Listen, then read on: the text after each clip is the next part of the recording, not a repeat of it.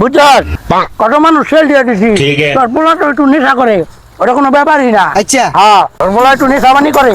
আরে কি রে সব কত পোলা সেল দিয়ে দিছি ওই পাড়া ফুয়ার দেড় মাইয়ের একটা মাশাআল্লাহ হেভি বুঝছস মাইয়া মাশাআল্লাহ দেখছে তোর দেখলে তোর পোলা তুই একটা পছন্দ হয়ে যাবে।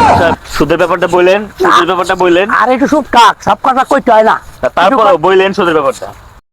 মাইয়া মাইয়া অনেক সুন্দর বুঝছো তো দেখলে একটা পছন্দ হয়ে যাইব একেবারে তুই কোনো টেনশনই করবি না।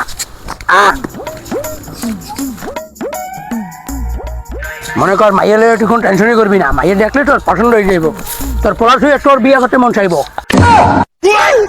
ওই যে দেখ পোলার বাড়ি ও ভুইদা বাড়ি আছো কে ভুই দেখো ঘটক উজ্জ্বল ঘটক হ্যাঁ তো বাড়ি নাই কই গেছে খেতে গেছে কাজ করতে। আচ্ছা দেখতাছি।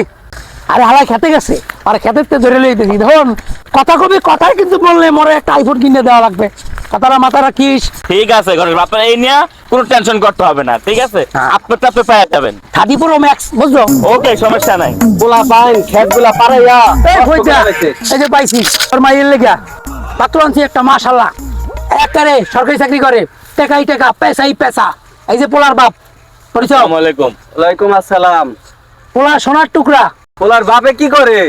পোলার বাপে একটু সুদ খায়। কি সুদ খোরের পোলার লাগে আমি বিয়া দেবো না দরকার হলে মাইয়া গাঙ্গে কাটতে ভাসাইয়া দিমু সব সুদ খোরের পোলার লাগে মাইয়া বিয়া দেবো না। তোর মাইয়া কম্বলের তলে পেঁচাইতো হ্যাঁ দুইবার মাইয়া ভাগ্যে গেছে হ্যাঁ মাইয়া কম্বলের তলে ঢুকাইতো তোর মাইয়া 2বার করে ভাগ্যে গেছে। আর ওটা কোনো ব্যাপার না হ্যাঁ চাইছিলাম এটা সেল দিয়ে দি হ্যাঁ তোর মাইয়া তুই ভিজাইতো।